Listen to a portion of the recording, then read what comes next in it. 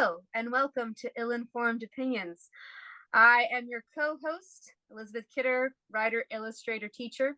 With me are other co-host, main star, Joseph Cadotte, writer, editor, and gamer.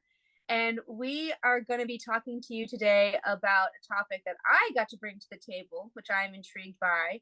Other people have talked about it better, but only we can talk about it ill-informedly.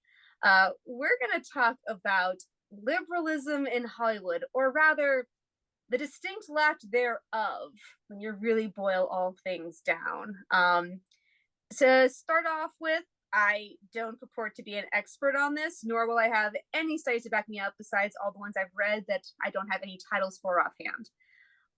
But there is a lot of talk about how Hollywood has always been considered left-leaning and liberal, that they're woke in the way that they have people of color or of different walks of life being portrayed on screen, and that is enough to get people to say there's an agenda, they're pushing things, they want this.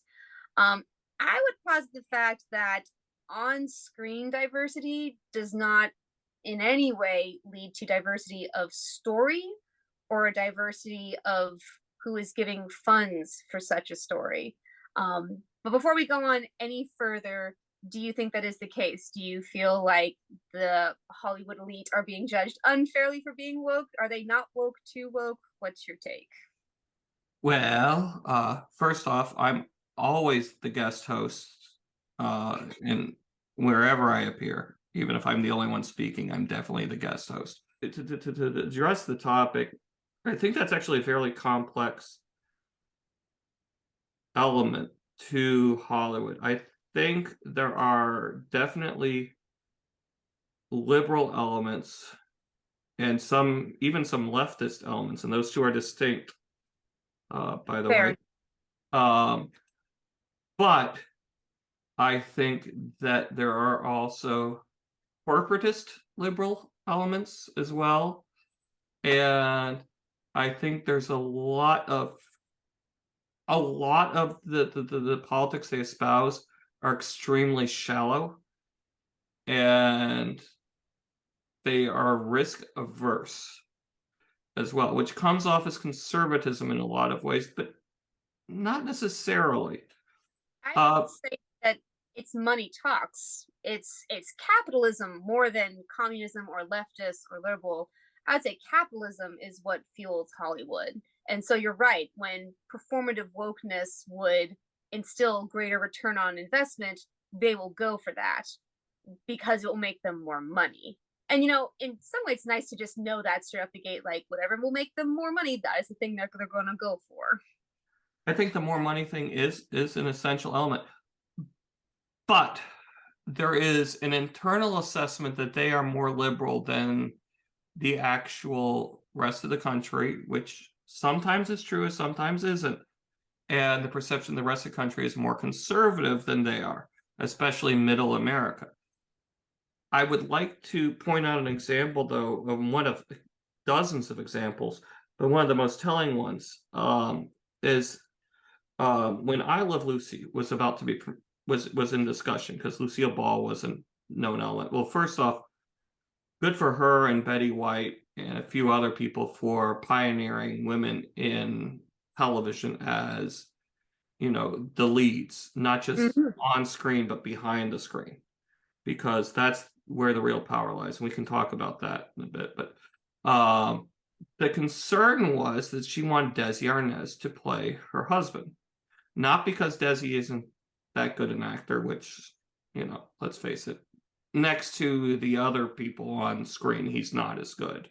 I mean, objectively, he may be good or not. I don't have the expertise to judge, but compared to Lucille Ball, it's a shame probably that he was compared in that way, but it's unfortunately the reality of the situation. It's like how Ringo is a brilliant drummer, but he was also sitting next to John, Paul, and George. Yeah, exactly. In any other band, he'd be the star. Mm-hmm.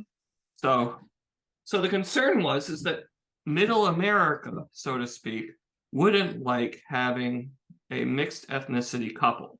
But in the late 40s, early 50s, an educated Cuban like Desi Arnaz would not have been any more looked at askance than an educated Cuban like, say, Cameron Diaz would be looked at today. So, and amongst the general population, but Hollywood thought otherwise. So, what Lucille and Desi Ball did and Desi Arnaz did was very interesting. They toured Middle America together and sold out. Hmm. They were able to come back with money, showing that, you know, Middle America, flyover country, isn't as bad as you think. Yeah, I find that most generalizations tend to fall pretty flat when you go and, meet individuals from the area. Not that there aren't leans that way. But more and more I think we find a lot of people find themselves not represented by the politicians that represent them. Uh, just because people who are politicians tend to be louder, more aggressive, in a way that most people are not, whether digital or otherwise. And that's why it's cool for Lucille and Desi, because like literally they were good enough that it really didn't matter. They were funny enough that anyone would go and see them. I think And that there was stands to their character.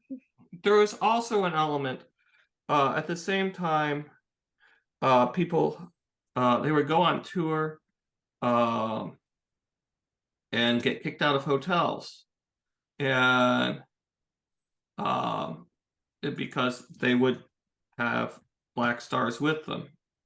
Mm. So Jack Benny, for example, who had an extremely good show, had a character um named Rochester, who was black and blatantly black, and also who, like the Bertie Wooster and Jeeves characters in Wodehouse, Rochester was clearly the smarter character than Jack Benny's character, and so Jack Benny had to cancel, all sorts of. I mean, Jack Benny went to bat for the guy who played Rochester, Eddie Anderson, and so what ended up happening is they got canceled again and again because, he wouldn't play if they couldn't stay at the same spot, which is a much better story than the Green Book. But anyway, Yes. Oh, we haven't even gotten to the Oscars. Have so mercy. so the thing is, though, they weren't just encountering this in Middle America. They got hit with It was this everywhere. everywhere. Yeah, and this idea that this sort of race, the bi-coastal idea of New York and LA, that racism and so on, all the ills are located solely in Yeah. the American South or the American Midwest or something like this. It's just rubbish. I mean, the most segregated cities in the country are New York and LA. Yeah, I there's mean, so to much. this day, and they were then too. Exactly. There's so much to think about beyond just individual attitudes. The fact that racism isn't as blatant up north doesn't mean that it did not exist. It just means they were careful about integrating it surreptitiously and stealthily into their world. They weren't Right. burning crosses, but that's a very low bar to make when it comes to talks of racism. Yeah, Betty White's show was hit with that, and it was hit with that from the network because yes, there are protest letters. I'm talking about her first sitcom, which was, or it was a variety show, I think. Sorry, in the early '50s.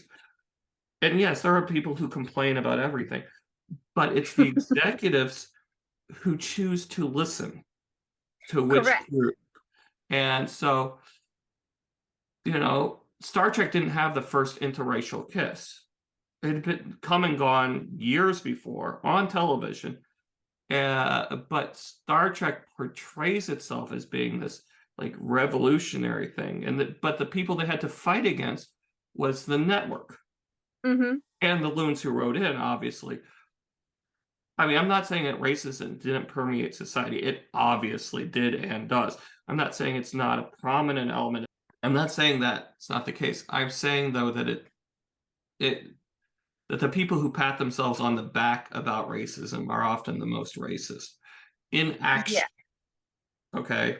And they Yeah, couch it in terms of so and so wouldn't like this, with so and so being a proxy for their own paranoia and prejudice. yeah, that's a pretty good way to think about it. You think about people are saying, well, there's more diversity now, so racism is over, right? We had a black president. It doesn't really But he change wasn't much. that good a black president. I know, like that. I mean, that's the real shame of it all. Mhm.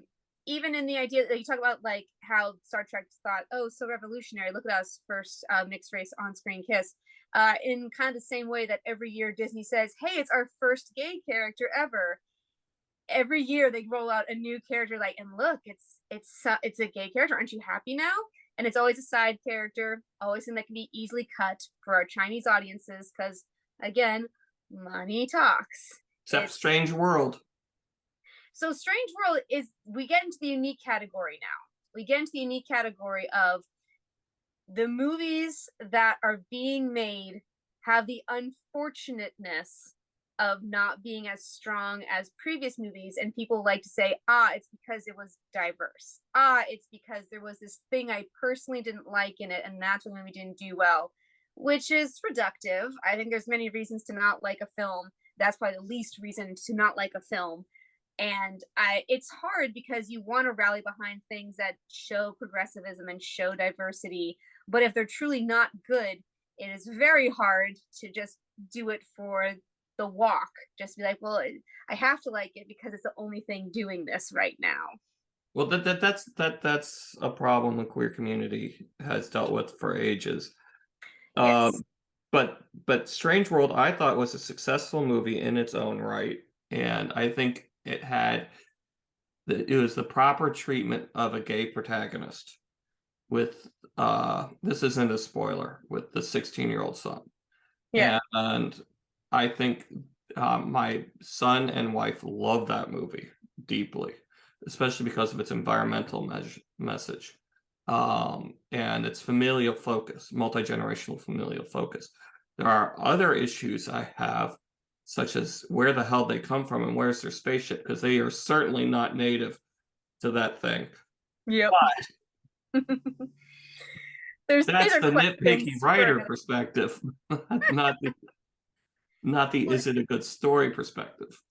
Sure. And I love that about stories, because if it's a good story, you kind of forget all those things in the midst of it. That's good storytelling, where you don't have to like nitpick every single thing. Whereas if you watch something and you're not liking it, everything becomes fodder. Everything becomes, this and that, this and that.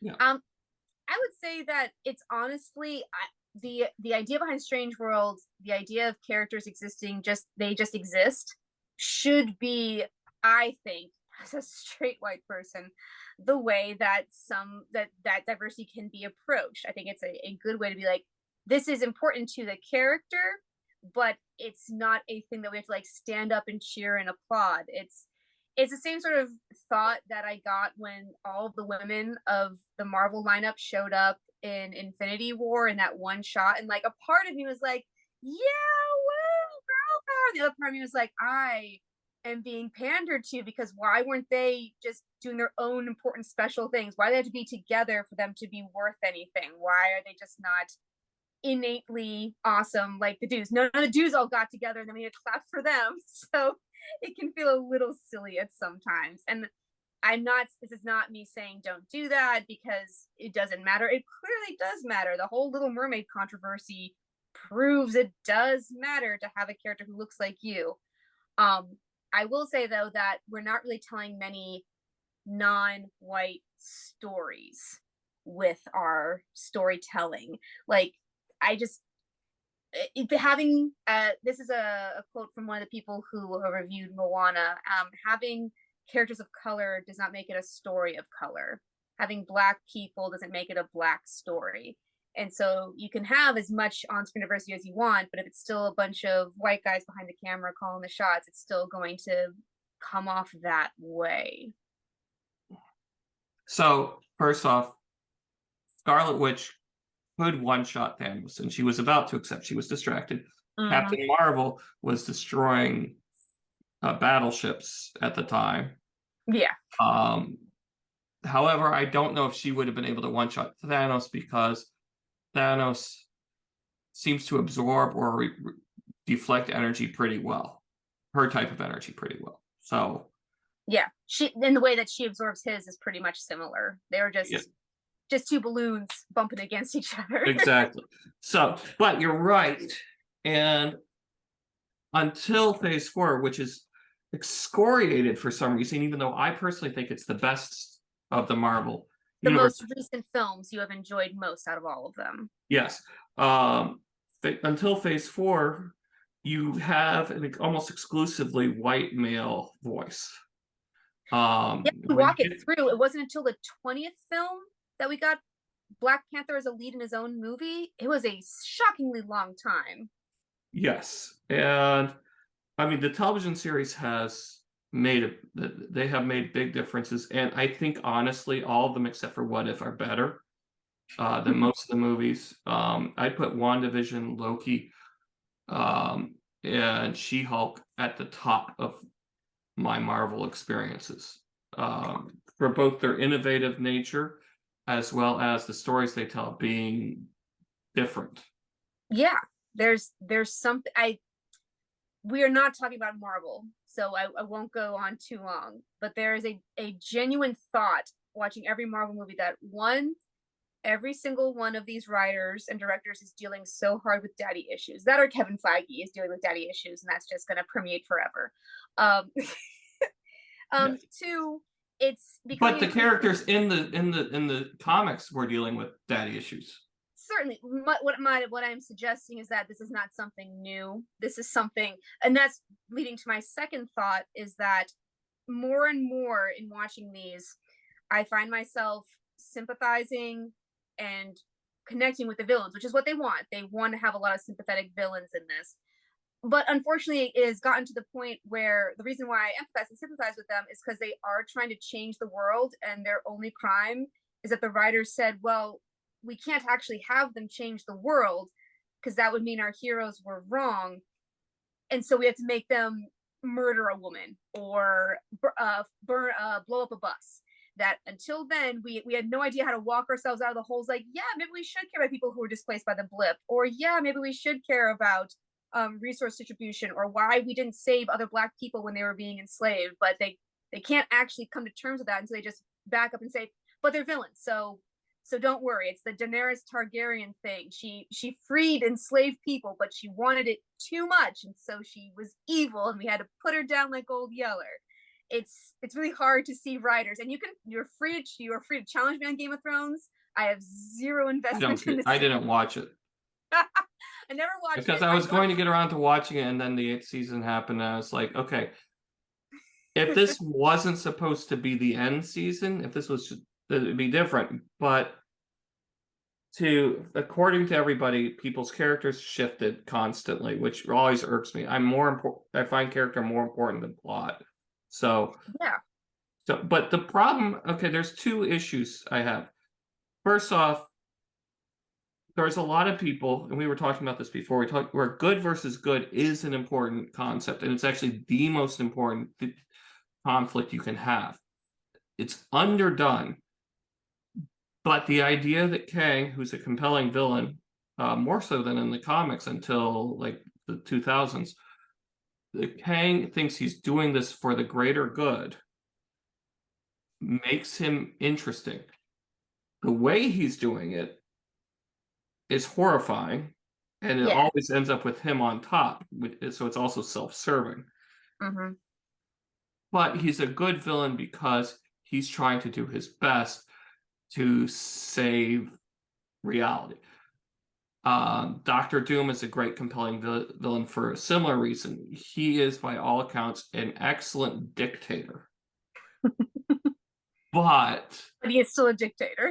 But he's still a dictator, and he doesn't understand that not everybody wants that, or most people don't want that. Yeah, it's your Superman problem. I could just run the whole world and it would be fine and we'd stop having problems, but no one would have any ability to choose anything that they would themselves. And I think that's a good point of good versus good, because I very rarely see that in Marvel movies. I see change versus status quo, with the movie always reassuring me that no, status quo is what we want to happen. Go back to the way things were. No, things need to change. One of the reasons I think we should be talking about Marvel in this discussion about Hollywood is that Marvel and Pixar are willing to make story choices that are non-traditional story choices. For example, making the grieving mother a bad guy. My Who thoughts. has every right to grieve. Oh, agreed. It's more so that again, it's that feeling in my gut, like this is cool, but also this seems wrong. I don't know how to better explain it than that, but I had many problems with the latest Doctor Strange movie. And I don't think that it's unfair to say that it was a muddled movie. And it's not unfair to say that my opinion is limited. Not many people are talking about it, so I don't think it's anything that is. It must be my way or no way. I think Grieving Mother is a really cool idea for a villain, but it's very telling to me that these male directors and writers like, what's the scariest thing you can think of? A woman in pain. Like, literal murderers, perhaps, or Well, you she know, murders.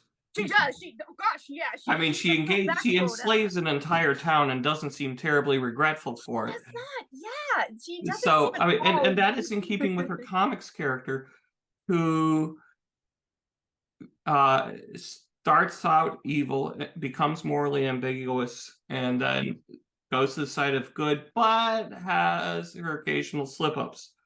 For example, the time when she killed all the mutants. That's the one. You know, which, I mean, because she lets things overwhelm her, and that's a very human trait. Okay, and I think that that's what redeems her as a villain. But Pixar does something similar with Encanto, which is a good movie, even though the first song is terrible. Which is the grandmother being the villain. And this goes back to acceptance. And the liberalism thing is, the problem with the grandmother is that she wasn't accepting of everything that happened. She wanted everything to be just so. And I think that Hollywood has this very specific idea of how things should be. And I'm not talking about Hollywood in terms of the commercial side of things. I'm talking about Hollywood in terms of the scripts they sell each other and the movies and television they direct. They have a very specific idea of how things should be, and they sell it to themselves. And so there are certain tropes which naturally, you know, recur. To go back to the Marvel thing, if you compare that to Three Billboards, okay, of Ebbing, okay, which, by the way, is nowhere near as good a movie as everybody says it is. Yeah, it's a bit overhyped. Not to say that the acting isn't brilliant. Not the acting. Acting is phenomenal. Everything else is just terrible, but the acting is dead on. Isn't that great how acting can save a mediocre film? It's so bananas to think how. Yeah, does it though? Enough to win Oscars, enough to that's a different matter. But I mean, the thing is Frances McDormand's character, unlike Scarlet Witch, is granted a lot of leeway because she's a grieving mother. And you see this again and again and again. And I think that's one of the reasons why both Encanto and Multiverse of Madness are innovative films, because the standard trope is that whatever a grieving mother does is okay. Or but in and in Three Billboards, one of the things is people put up with just absolutely enormous amounts of bad behavior, socially unacceptable behavior. Obviously, the stakes are very low in terms of the world, but they're very high in terms of the individuals.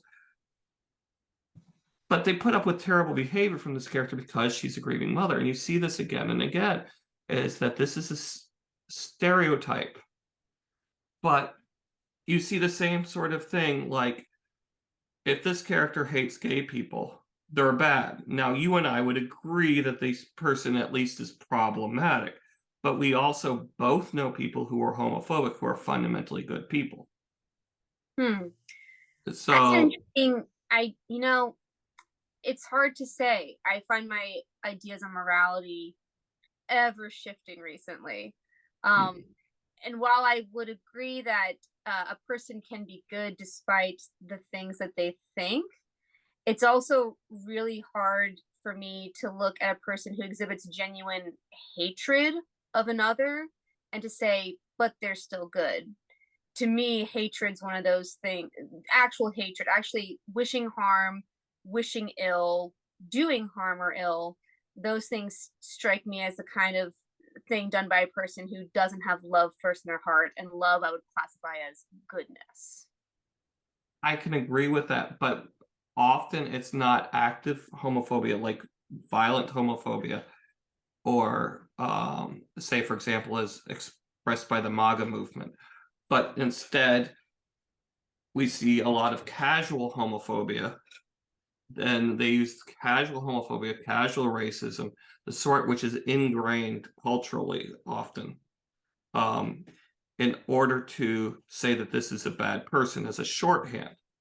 Whereas someone, I mean, everybody's a bigot in one way or another. We all know this. Okay. And you can be a good person and a bigot because good people are bigots in one way or another. Just Well, it's like saying you can be a good person and a sinner. yes, Yeah, because we all are. exactly. To put it in religious context, yes. So, but Hollywood uses a shorthand, like this person uses this phrasing. Then I should expand. Perhaps instead of hatred, the bigger one would be apathy. To care so little about another person's thoughts, feelings, or opinions that you're apathetic to your use of things that would be harmful to them because it doesn't bother me. It doesn't matter to me. Why would it matter to someone else? Well, those are different types of evil, but I think they are both inherently evil. I mean, there's justified anger, but there is not justified wrath. Yes, that seems fair because anger is an emotion and we can't control our emotions. Well, not just that, but there are things which you should be angry about. You know, for those who don't know, when we're recording this on March 9th in 2023, Tennessee recently passed a law that bans drag shows, which good luck with that standing up before the Supreme and Yeah, First Amendment. But that is an act of hatred, and a lot of people are angry about it, and it is appropriate and good to be angry about it. Anger about injustice is appropriate and good. I would say that seems fair and logical to be angry about injustice. So let's go back to Hollywood. I would say that a lot of the anger Hollywood has is performative. Mm-hmm. I would say that there's a great line I was thinking about. It came when Letterman was doing the Oscars, first and last time, because it was in general a bad night.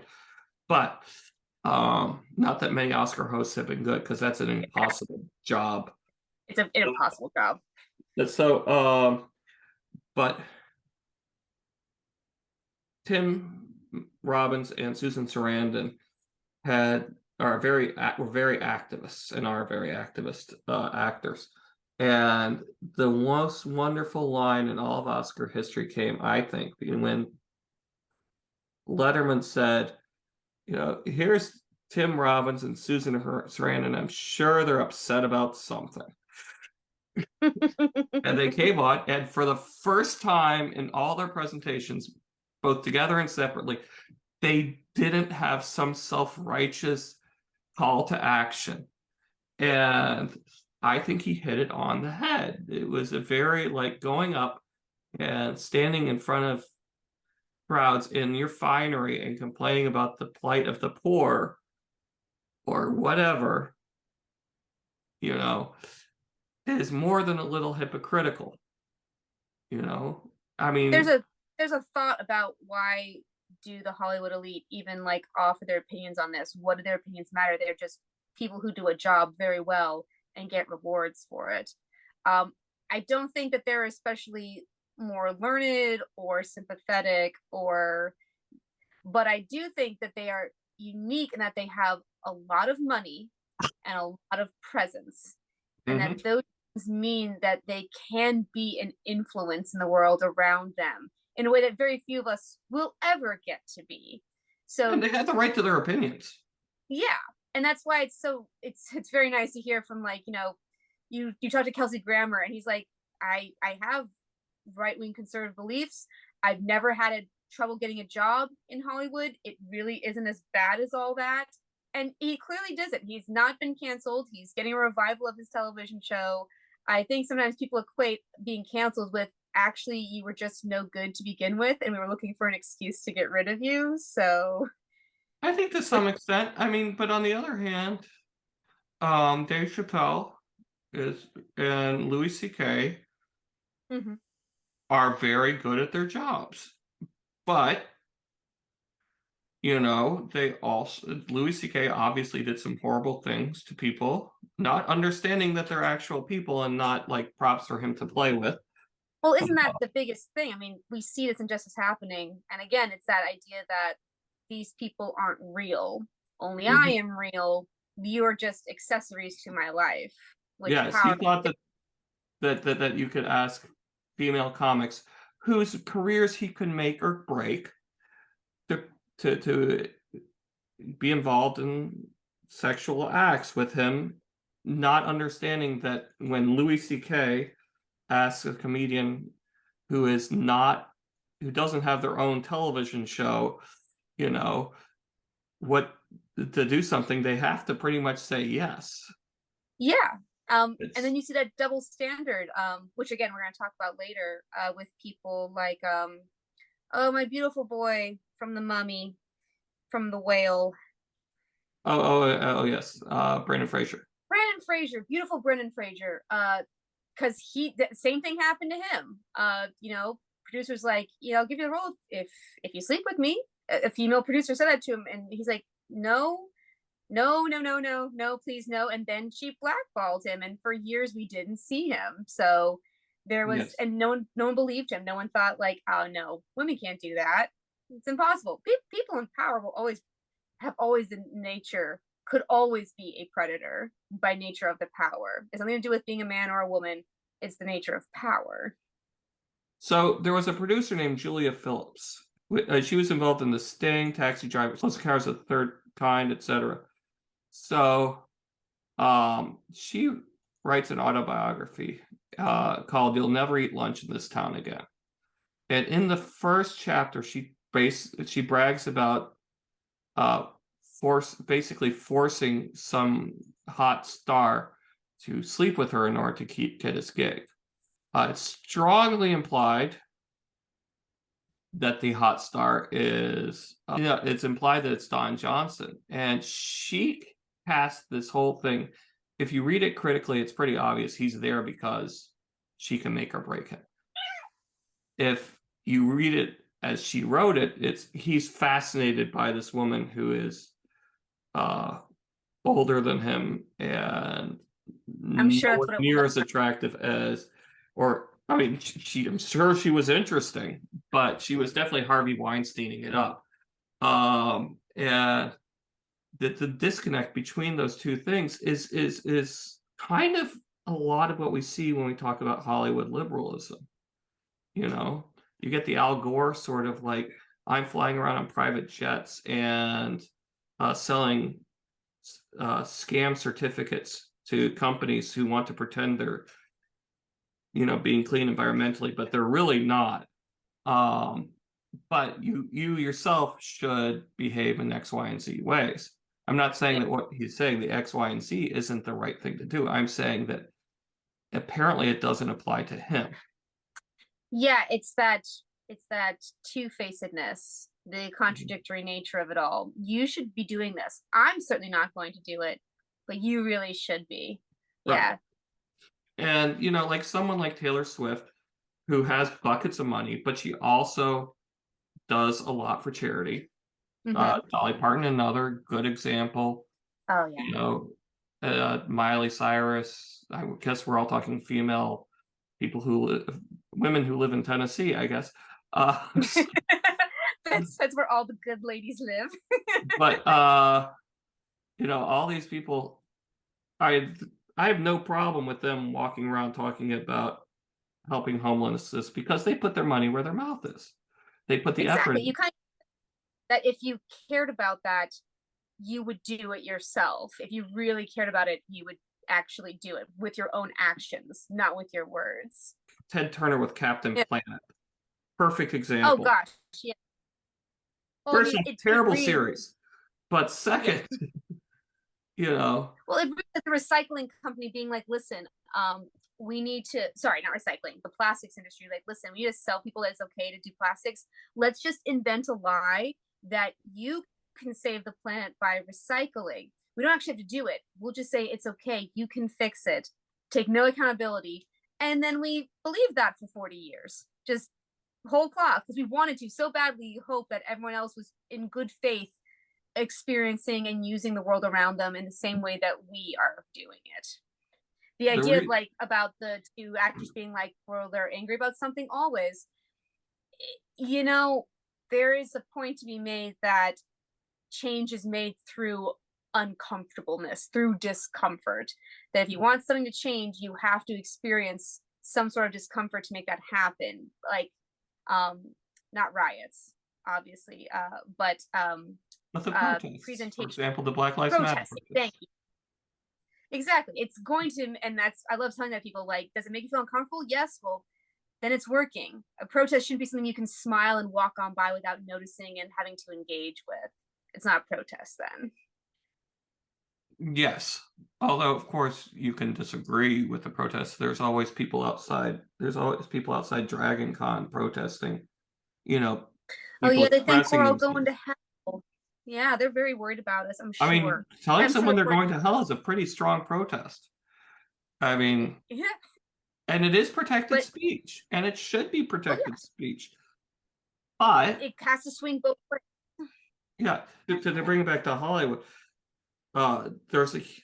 this works very well to benefit a corporate culture which pushes specific agendas. Now, the first corporations were like the Dutch East India Corporation, the British, or the British East India Corporation. Literally the East India Corporation. And so all corporate law from the 1610s on, I believe, or maybe a little bit earlier than that, is built on this. So getting rid of corporations as people would mean you have to rewrite all business law from the ground up. Mm-hmm. Basically starting now, which opens yourself up to a huge amount of problems. So, but the same law protects, say, Warner Brothers when they release something that is appalling. I'm not going to name any specific names because I'm sure there are some I can come up with. But like, let's say whoever did like a lot of the pornography horror movies, where it's just gore.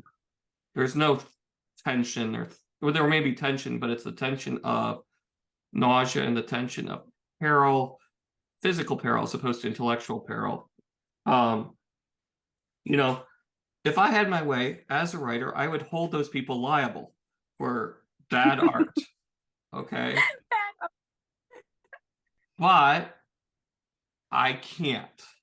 And that's actually probably for the best with regards to the ability to produce art. Because no one can hold whoever publishes me liable for what I say. Right. So, but the political stances from the corporations have to be relatively neutral because they're large entities. And that's kind of what we're getting at, is that they really can't push it. It's there is a a critic who dubbed it theater of the elite. It talks about theatrical productions as opposed to movies, but the principle remains the same, that you can't, theater of the bourgeois, you can't mount a production that effectively challenges what the people in power and the people with money have, because then it won't get produced. It won't get the funding. It won't go to Broadway. It won't have universal appeal. So that's how you get stuff like Hamilton, which, even though on the surface it has Black actors and they rap and people of color, and you think like all of this is good and progressive, but the story they're telling is just saying, nah, the founding of America was good, actually. We made no wrong decisions. It's okay. It doesn't say that. Don't worry. It says that the founding of America was good, but it doesn't say that we made bad decisions. And from the perspective of the time, and frankly, I would argue from the perspective of now, given the alternatives that we've seen, the first message is accurate. And Hamilton does discuss wrong decisions, for example, with regards to slavery. They get into that. How Hamilton and his wife were anti-slavery, and how But that's not that's not the driving crux of the story. It's not, we're gonna fight against this. No, it's like, I cheated on my wife and I published it so I wouldn't be held liable in court. And that's what I'm saying, is that the things that we're going to see are things that are comfortable to the people in power, because if they aren't comfortable with it, they don't get the money, it doesn't get made. So it's very, very hard for things to grassroots their way. Isn't that there's an actress who did the same thing. She campaigned for her own movie with her own grassroots ad campaign to get an Oscar nomination, because movies that get Oscar nominations are movies with ad campaigns that say, for your consideration. She did that herself, and they blacklisted her. Said, no, you can't win an Oscar. You can't just do it on your own merits. Absolutely not. It's only big studios with the money who did it the correct buying way that are allowed to win Oscars. So unless you have Harvey Weinstein behind you. Yeah. Like Pulp Fiction, only which, casualty. or Clerk. Or not, the Clerks deserved or got an Oscar, but Pulp Fiction deserved Best Picture, but it did end up with Best Screenplay, which it also deserved. But and there was an independent movie which was up for the Best Picture Oscar, you may have heard of, called Star Wars, that did decently from what I understand. You may have heard of it. But I mean, you can target the elite, and you frequently can, as long as, and you can target corporations. In fact, these are the fundamental reasons why people complain about Hollywood being liberal, is that it targets a very specific sort of elite, and it targets corporations. And who's the bad guy? If it's from the mid 80s on, the bad guy is most likely a rich guy or a corporation. Okay. And that was a rebuttal to Reaganism and a whole host of other things since. I'm not saying that these people are good, but I'm tired of, like in Avatar, the bad guy's a corporation, as opposed to the Na'vi, which are clearly an invasive species, which are mind controlling an entire planet, okay, to adapt it to them. Are you reading the same thing the humans are trying to do, except on a much more invasive level. None of the humans rape a dragon so they can fly with it. And that is actually what happens. Is that not what happens in the first movie? What happens? I'm just continually surprised that Avatar is a thing continuously. Forever into perpetuity. I'll be forever amazed by it. And James Cameron has more money than God and is allowed to do whatever he wants, apparently. So, but I mean, the bad guys good luck with your Avatar sequels. The bad guys are the corporation, which is trying to provide a clean energy source to Earth, as opposed to this clearly malevolent race, which has so heavily terraformed this planet. Notice that none of the other creatures communicate through these like little things. They don't communicate with each other, but they have these cross-species mind control systems put in.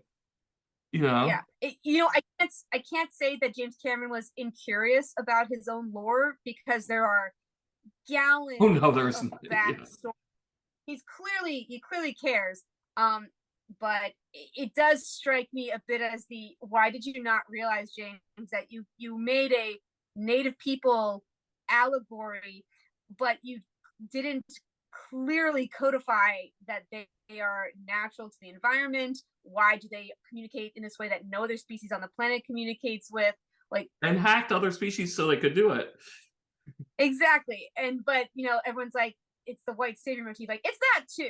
Do not get me wrong. It's a white guy dressing up as Native American face. Like, we all have our own issues with that film, and yet it makes billions of dollars. So someone's dad likes it. Okay, for a long time I thought I was Indian. And the reason why is because almost everybody with my last name is Indian. And there were two brothers who came over during the 1600s, I want to say, became Buchan, the original Buccaneers, living in the Caribbean. And one of them went on to marry into the Ojibwa nation, and I thought I was descended from them. I'm descended from the other brother, so there was a natural confusion. So if you study the Ojibwa history, which I did because I thought I was Ojibwa, which I'm not, or the history of any native group, which I put in quotes for a good reason, because there's almost nobody's native, except for like the people in Rapa Nui, or the Suomi in Finland. But if you, they're not, and this is again a Hollywood trope, which is idealized. They're not the noble savages. These are sophisticated people with sophisticated societies. A lot is good, but there's a lot that's bad. And by examining only one aspect, which Hollywood went from all Indians are bad to all Indians are good. And I'm using Indian because I was told repeatedly when I was doing this, studying these things, and have since sense, that Indian in the United States is the preferred term, although in Canada it's First Nations. But anyways, so Hollywood has a very specific idea as to the primary ways you can show native peoples, or rather pre-European peoples. And I think it's better to call them pre-European because, for example, there are multiple Indian nations which post-date the European or the Colombian experience, and there's multiple indigenous American peoples of both continents that conquered the land that they're on. I mean, and obviously did so. I had many stories about this. They absolutely had a concept of property because they killed everybody who lived there and then took their stuff. So now there are some who didn't, just like there are some people all over the world who don't. But the majority, obviously, who, at least the ones who last long enough to defend themselves, have to be able to say, this is my spear, this is my land. Otherwise, they just get absorbed. So just down to just such use of shorthand. Like, the audience is too dumb to understand. Let's shorthand everyone into visual or storytelling tropes to make it easier for you to digest the thing that we're about to give you. Which is one of the reasons I think television is fundamentally a superior medium once it was let to have its head in the early 2000s or late 90s than movies, because television allows for longer form narrative.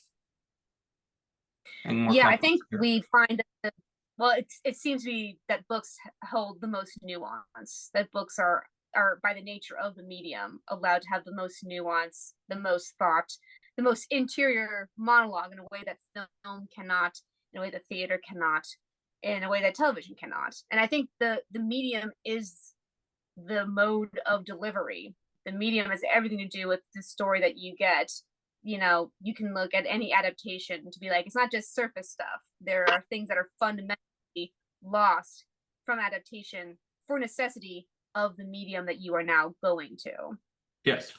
And I think that there is a lot, but that informs, but I think that to talk about Hollywood liberalism, the idea that they don't espouse liberal beliefs. I mean, there's a recent movie, which hopefully everyone will have forgotten by the time this is released, which will be probably a week after this. Don't Look Up, by Adam McKay. Now, Adam Yeah. McKay and Will Ferrell had extremely specific agendas, and it is very liberal. It is not quite Bernie level leftist, but it is very liberal Democrat. And they have no qualms about shifting things around to tell truth to power, as they think of it, but in reality is reinforcing a very specific empowered state. And McKay did The Big Short, which is a very one-sided perspective on the collapse of the economy in 2008 due to the housing crisis, which he blames fundamentally on several corporations who are culpable. But he doesn't go back to the root of that, which is the decisions made by the Clinton administration and Democratic senators like Barney Frank, who were working on behalf of the banking system, who were instrumental in laying the groundwork for all this. And you wouldn't have, if Bill Clinton hadn't been president, you would not have had the 2008 housing crisis or the 2000 housing crisis. I'm so glad we touched on lobbying. It is another one of those things that necessary evil its way into our modern day society. Well, I mean, not just modern day, but yeah. So everyone wants the king to do what they want them to do. So, Yeah, but everyone wants a king's ear. I mean, that's what a courtier is, right? It's a lobbyist with a fancy title. But and fancy. And shoes, which are ridiculous. But regardless, Don't Look Up. It was supposed to be another telling truth to power, but the people who needed to hear the message we're not going to hear it in that package. And of course, they're not going to watch it because it was terrible. But in addition to that, it was so strident, even if you ignore the fact that the acting was like Three Billboards, the acting was good, but everything else was terrible. The message was so strident, even if it hadn't been a poorly written movie, it wouldn't have resonated because it vilified an entire group of people. And it didn't earn it. You get movies like Rod Serling, who often clashed with the Hollywood establishment and was also very liberal, but in a frequently more sensible way than traditional in Hollywood at his time and now. Rod Serling was able to get away with a lot because he had buy-in from the audience, which functionally was more liberal. And his stories, like Planet of the Apes being one of the best examples, has a very strong message, but it's not strong. And is a good movie. And it's an excellent movie because it earns it. It builds up to it. You don't.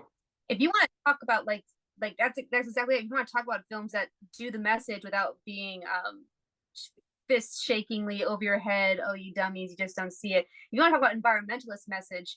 It's not Captain Planet and it's not Avatar. It's Studio Ghibli films. If you want anti-war sentiment, watch The Iron Giant. Like there's a billion films out there that do the message credibly and well without it being preachy or alienating someone. And they're all beloved and they're all good. Strange World's a great example of that because first off, it's underappreciated and more people should watch it. I think it got review bombed like a lot of Pixar and now Marvel Phase 4 Marvel movies because of the protagonist not being the straight white male that they want. It does feel like that. Yeah. But Strange World has a very strong environmental message, but it's not that it. But it also discusses the internal conflict within environmentalism. Because I can't say much without spoiling it, but the reason why things end up what they do is because of misdirected environmentalism. And the reason why it's Yeah. successful is because they learn better and properly direct things. And that's an interesting concept because it goes back to good versus good. But Hollywood thinks that people are too simple-minded to do good versus good. You know, I mean, Yeah. that's all there is to it. I mean, Oh yeah. So, go on. in conclusion, Hollywood thinks you're dumb, and Else. will continue to think that Yes. until the money says otherwise. Yeah. And there are certain beliefs which are acceptable, and they're going to pat themselves on the back. Good example. I don't think we're done yet because we haven't touched on some of the Oscars enough, I think, because they're coming up.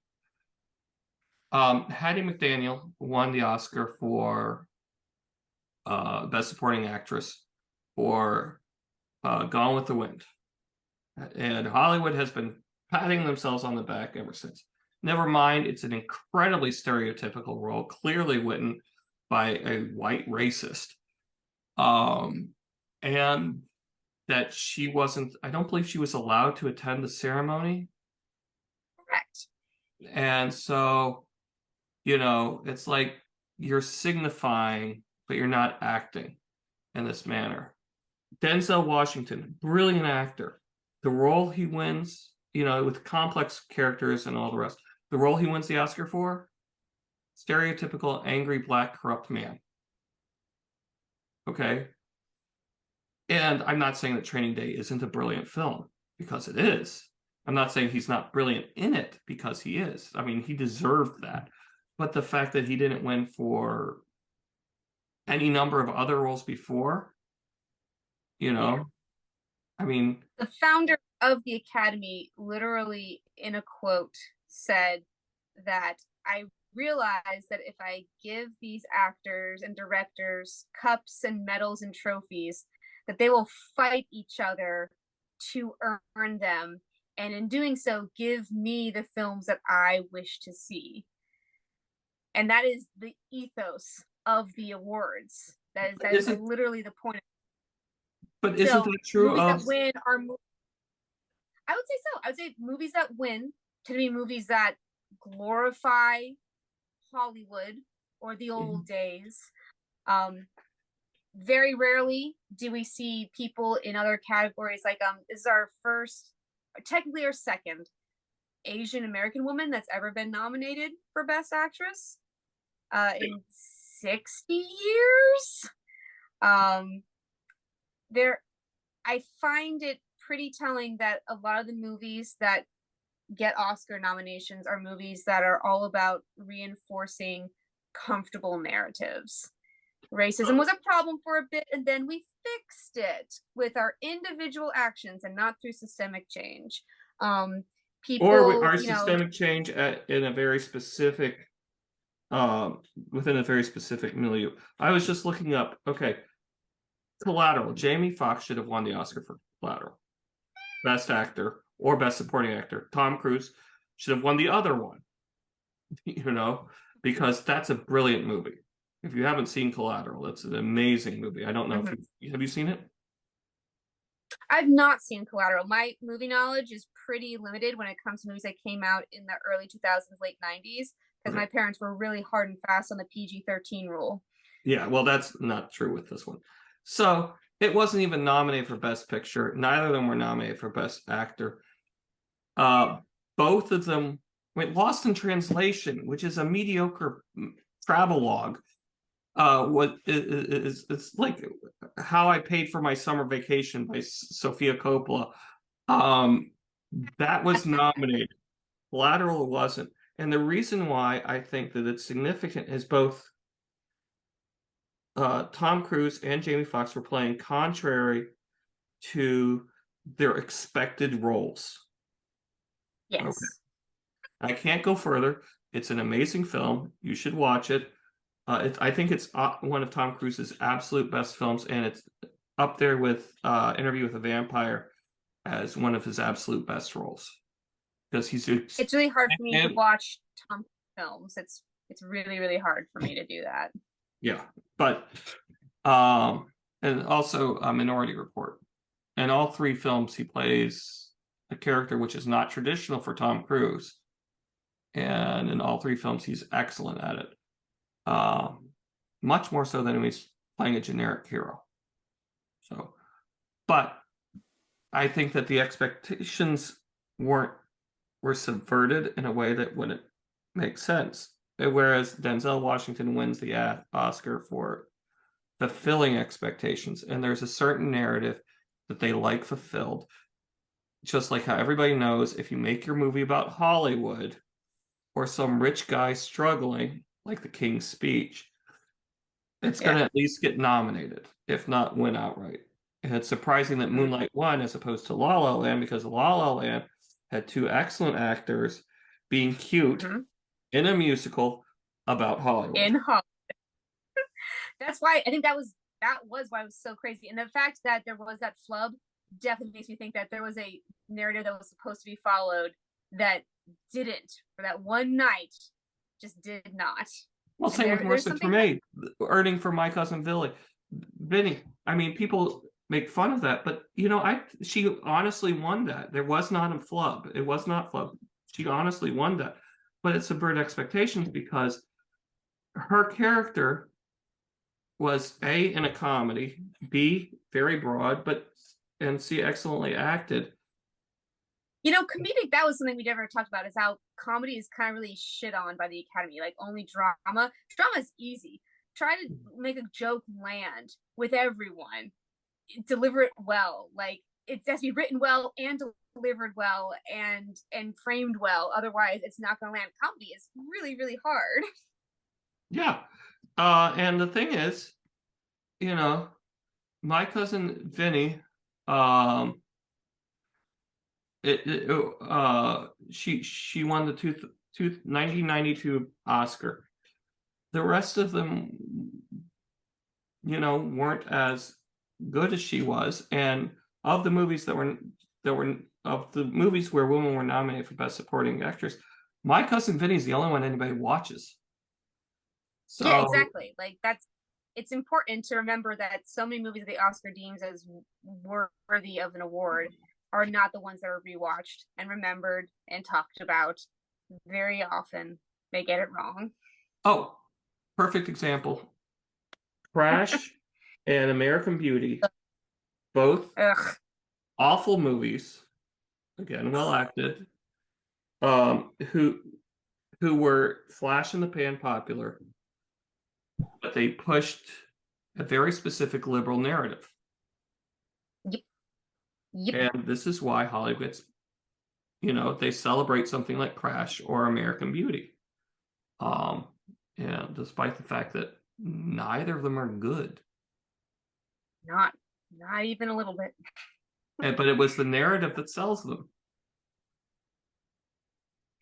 Yeah, again, it's that if it's comfortable, it sells. We want it to win. We want things that reinforce our worldview. We want to be right. When we give advice to people, we give them the things that we would do because we're so certain that we are right. And it takes a lot of humility to be like, actually, you probably know what's best to do for you, for your situation. It's important because art is what informs so many views on the world. Art can change people. Art is what gives us the ability to empathize. Art is what gives us the ability to put ourselves in another person's shoes, quite literally, and have to empathize with their story. That's why it's so important. And that's why representation does matter. Because if you get to see someone like you experiencing something that you go through, that means other people who aren't you will also have to learn and experience and grow the same way. Do you want to do the outro? Sure. Where can people find you and your work, Joseph? On this YouTube channel, on Facebook, on Instagram, on Discord. All the links will be showing up. And you can buy my stuff anywhere books are sold. I collaborated with Mrs. Hines on multiple things, although her art name is Miss Kidder, so Elizabeth Kidder. So. Yes. And you can find me at ekidder_illustrator on Instagram. I like eternally fighting the algorithm and refusing to do reels except when I do, and then I hate everyone reels sees them. so much. It's not what the platform was made for, and yet it's a thing that they think is important and gives all the attention to, and it very much makes me sad. And that's a topic for another day, perhaps. Facebook or Facebook stories. I don't know what they call it. Whatever it is, their version of TikTok. So yeah, exactly. Like, everyone wants to be TikTok. TikTok's not that cool, guys. There's better stuff. Yeah. So, and this has been Ill-Informed Opinions. Feel free to contact us with commentary. And I think next time, what do you want to discuss? My proposed topic. We'll get into the woman of it all. The double standard of female characters, especially in media.